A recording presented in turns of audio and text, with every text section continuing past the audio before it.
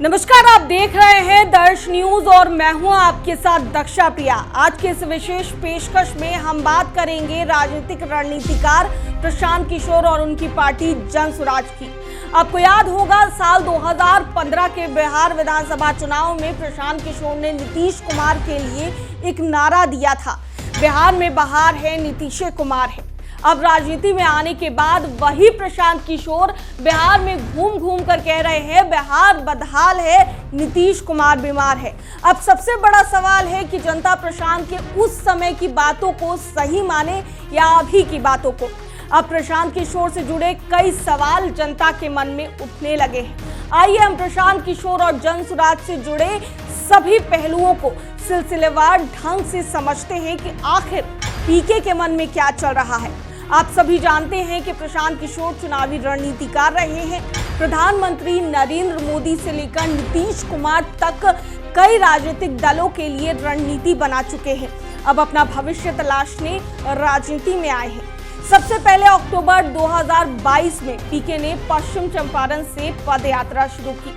2 अक्टूबर 2024 को बिहार में जनसुराज पार्टी की आधिकारिक घोषणा हुई। 19 मई 2025 को पूर्व सांसद उदय सिंह को राष्ट्रीय अध्यक्ष नियुक्त किया गया। अब सबसे बड़ा सवाल है कि जिस नीतीश कुमार की आलोचना करते प्रशांत किशोर नहीं थक रहे हैं, उस नीतीश कुमार के कामों को क्या प्रशांत किशोर ने कभी गंभीरता से देखा है? अपने 20 साल के शासनकाल में नीतीश कुमार ने बिहार के लिए कई ऐसे ऐतिहासिक बदलाव किए हैं, जैसे कानून व्यवस्था में सुधार, महिलाओं को सशक्त करना, पंचायती राज संस्थाओं में 50% आरक्षण महिलाओं को दिया गया। यह भारत में अपनी तरह का पहला कदम था।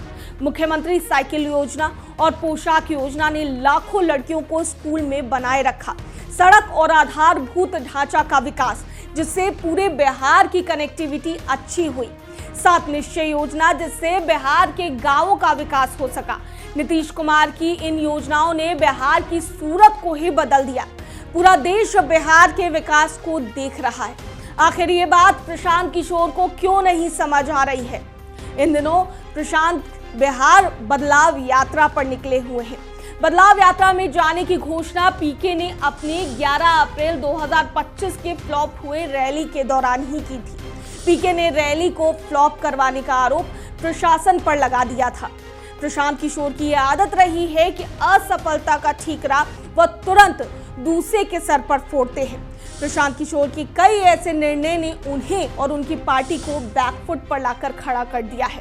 प्रशांत किशोर एक राजनीतिक इवेंट मैनेजर हैं, इसीलिए वो अपने कार्यक्रमों को इवेंट का रूप देना चाहते हैं, लेकिन इसका खास लाभ उन्हें मिलने वाला नहीं है, क्योंकि प्रशांत किशोर के लिए सबसे बड़ी चुनौती बिहार की जमीनी राजनीति, जातीय समीकरण, स्थायित्व, संगठन निर्माण करना और लोगों से जुड़ना है। प्रशांत जनता को सिर्फ सरकार की आलोचना से जोड़ने की कोशिश कर रहे हैं, लेकिन जनता को समाधान से जोड़ना होगा।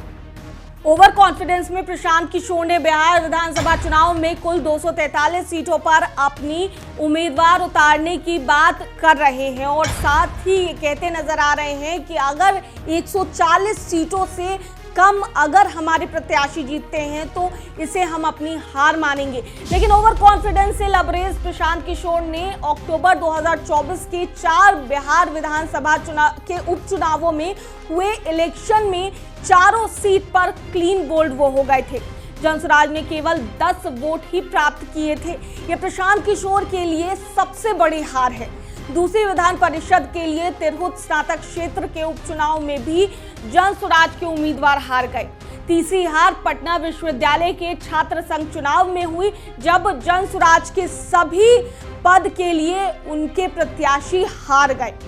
प्रशांत किशोर और उनकी पार्टी जनसुराज के कई ऐसी नकारात्मकता है जो उन्हें बिहार विधानसभा चुनाव 2025 में खाता भी नहीं खोलने देगी।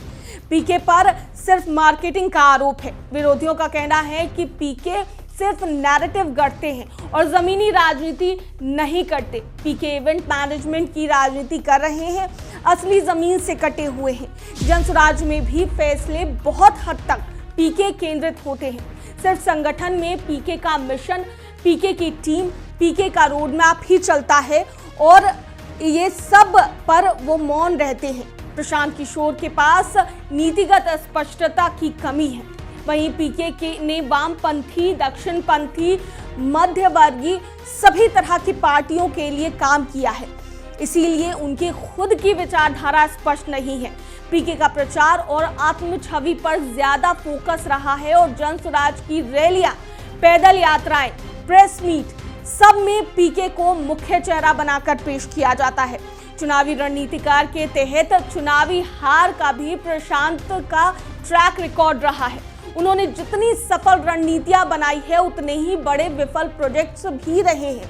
कांग्रेस यूपी 2017 बुरी हार, पंजाब 2022 कैप्टन अमरिंदर सिंह के साथ ब्रेकअप, आंध्र प्रदेश YSRCP के साथ मतभेद। प्रशांत किशोर के बारे में यह भी कहा जाता है कि हार के बाद वे हमेशा पीछे हट जाते हैं, जवाबदेही नहीं लेते। प्रशांत किशोर पर यह भी आरोप हमेशा लगते रहते हैं कि वो भाजपा की बी टीम के रूप में काम करते हैं। वहीं ये कहा जाता है कि प्रशांत किशोर भाजपा को भी फायदा पहुंचाने के लिए बिहार में आए हैं। हालांकि बिहार चुनाव में अभी 6 महीने का समय शेष बचा हुआ है और अब इन 6 महीने में जन स्वराज अपने आप को कहां देखता है, ये बड़ा दिलचस्प है। प्रशांत किशोर पर वोट कटवा का भी आरोप लगता आ रहा है।